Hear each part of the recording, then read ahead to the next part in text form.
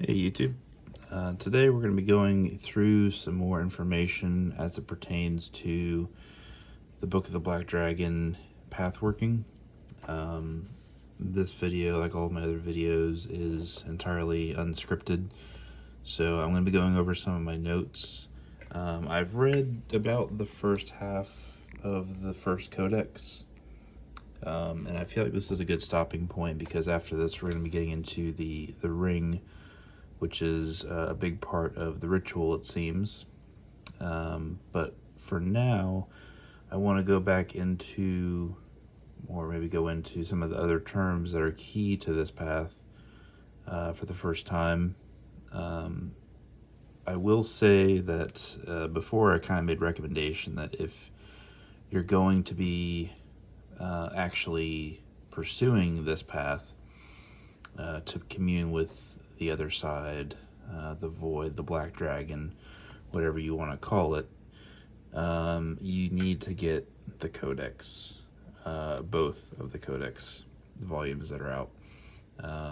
If you just get Book of the Black Dragon Volume 1 and Volume 2, sure, it's going to look great on the shelf, but it also shows you're really not actually practicing it, which is fine. Some people just want to collect the books, I suppose.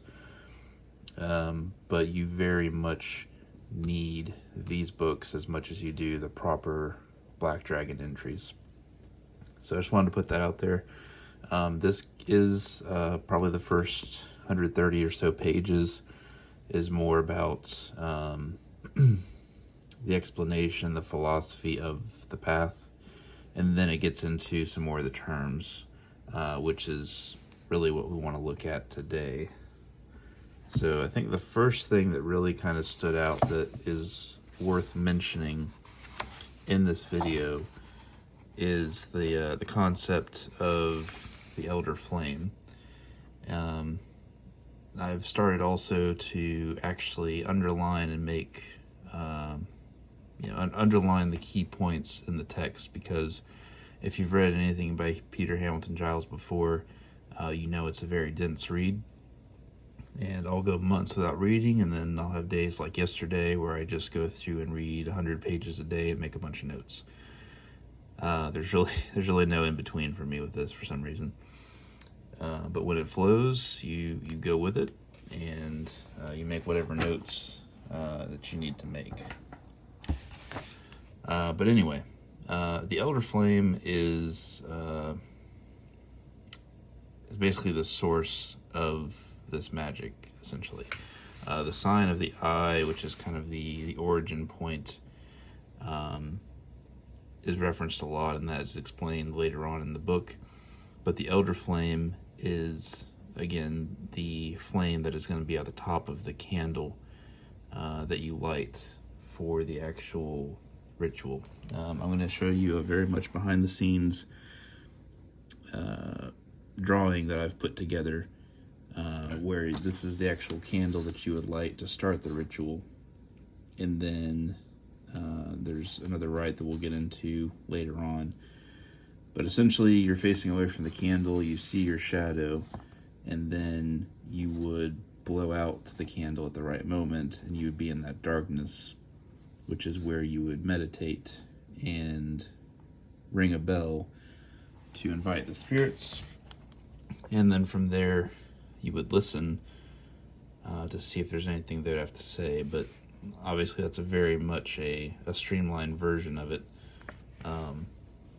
You can see also down here at the bottom, igniting the Elder Flame with offbeats, find their voices striking of glass with nails drawn from trees of old. So this whole system is very much using discarded pieces, old nails, discarded pieces of paper to write incantations or sigils on.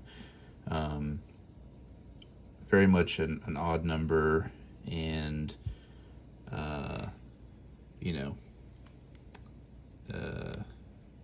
it's an interesting system that focuses on things that are often disregarded.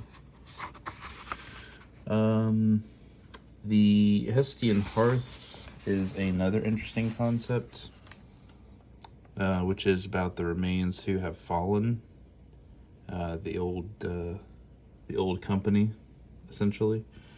So once somebody has passed on from this life, they go to that Hestian hearth, and that's where we're trying to reach to communicate while still being on this side of the mortal coil, still being alive. Part of one of the big questions a lot of people have, and one that I had early on, was what exactly are we trying to get from this path working? And the Ophidian flow is something that is central to this system. That is where the venom of the black dragon, or the gnosis, comes out. It also contains the blood of our ancestors, and Althaeban was also the Serpent King, otherwise known as Althaeban Malik, which is who this codex is named after. It's mentioned also in the book that he is the one that rides the black dragon, and before he became Althaeban Malik, he is the one who essentially spoke, and then that broke the silence that had always been, and then everything stemmed from that to where we are now, is the theory within this working. And of course there it mentions again the first sorcerer. I think the next thing, which was pretty revealing, rather intense revelation, was the introduction of the Tenra Walker. Now, the Tenra Walker, which I believe is the one here shown on the left, is a emanation of Althaeban Malik, or the first sorcerer. And there's other images where it shows him as being a goat or a two-headed goat. And this image seems to me that this on the left again would be the Tenra Walker, or perhaps Umbra noctivagus, which is something that we'll kind of discuss now. But again, it takes a lot to read through, and I'm kind of going through and giving you the summary, but if you want to pause on some of the key moments here, you can certainly do so, and tell me if your reading of it is any different. But here it talks about, once the black flame is extinguished, you could use a bell or something else to pierce the darkness. You'll notice as the sound goes away, and then the Tenra Walker is one that is associated with this particular act. Tenra Walker is considered a shadow who walks in the midst of your dream state. A lot of the Dragon Book of Essex, which also would include the Azosha, those are things that Peter Hamilton Giles actually received Gnosis about, and worked with Andrew Chumbley to write that work. The Book of the Black Dragon, lots of dragons, is an extension, or in some cases, I believe Peter mentioned at one point that it is more complete distillation of what he had received. So, dream states, I'm trying to remember where I was going with that. Dream states and the subconscious are where a lot of this is worked, at least at the moment, because this is an ongoing revelation that we're receiving. But at the moment, that seems to be the general feel of it. And Althaeban Malik, again mentioned down here, becomes a companion reflection of the sorcerer. Again, he being the first sorcerer, and his emanation is showing as Umbra noctivagus, or the Tenra Walker. Those are two separate beings, but for the sake of conversation and keeping it more straightforward, that's how I'm presenting it at the moment. Also, the Tenra Walker This is the sigil. There's an incantation, and because it works through your dreaming and subconscious, at the bottom here it actually mentions making two very small incisions at the back of the head, one for an entry point and one for the exit point of the Tenra Walker while you are sleeping. So again, this is very much a hands-on, utilizing your body as a conduit, as a vessel. Not for everybody, but you know, it seems like there's certainly a lot to this, and there could be a lot to benefit from it. Umbra noctivagus, this is what I was talking about a second ago with the Tenra Walker, and how there's a distinction where Umbra is a companion to the Wayfarer, externalized rendition of the quiet mind. And I think in one of my other videos, and it's also mentioned here in the Codex, but Kakia Draku, she is a cohort of the Black Dragon, and when you open the ritual ground, she is said to appear and confront the sorcerer. She is the one who, in this tradition, once you have died, she is the one who will collect you. She is also given the title Keeper of the Dead and Maker of Bones. Said to be a very fierce and frightening looking entity. But because we are on the physical living plane still, we cannot fully go into the realm of the Black Dragon. So Umbra noctivagus is, again, that emanation from the first sorcerer, from Althaeban Malik, and we use Umbra noctivagus, and I say that respectfully, in a way to go into that realm on our behalf, almost like a fetch, I guess, in a sense, to explore and to make offerings and those sorts of things, since we are unable to do so, at least unless you're super committed in a way that this book does not encourage. And I'll leave it at that. Let's see. Now, to actually get Umbra noctivagus to be a part of you, or to be used in this work, you begin a ritual.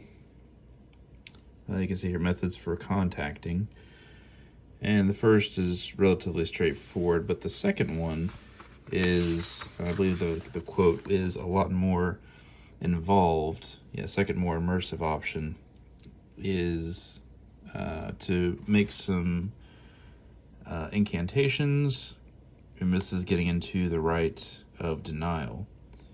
It involves the sorcerer sitting in a ditch or a shallow hole, and then answering a series of 9 questions, and the response that you are to give during that point. I'm not going to go through and show you what those are, so you can buy the book and practice it for yourself. And it's one of the things where, as you're making you're answering those 9 questions, or going through those 9 steps, you are getting some dirt and placing it on different parts around your head. And each of those places, around the eyes, the ears, the mouth, those are related to various beings within this working. It's very much how the chakra is related to a part of the body, and with the rite of denial, those 9 steps are associated with emissaries of the Black Dragon. Moving from there, you get to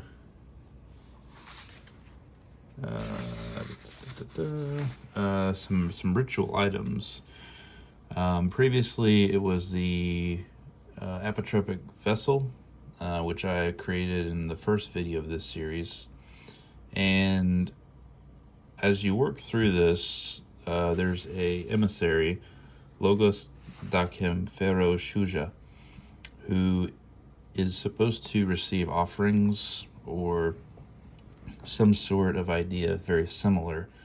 And the first item that you need is a coin. The second item is going to be a key, which is mentioned on page 182. And it kind of talks about the use for each of those. Yeah, physical key. And then the last one is actually a vertebrae from a snake. It mentions a poisonous snake. Therefore, it kind of references the venom. So if you're looking for items to use in this working, you find an old key, a coin. It calls it the black coin. I don't know if it necessarily has to be. I would get it if it was black, if you had a choice. And then the serpent bone. And those three are also attached to emissaries or jinn in the system of magic.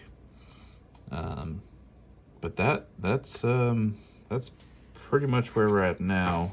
From there, I'm going to be getting into the Praxis ring, and that is a series of letters, which is reminiscent of the Azosha, in my opinion. And that is what you use. This ring appears to be what you use to either strengthen or to formally set the ritual space.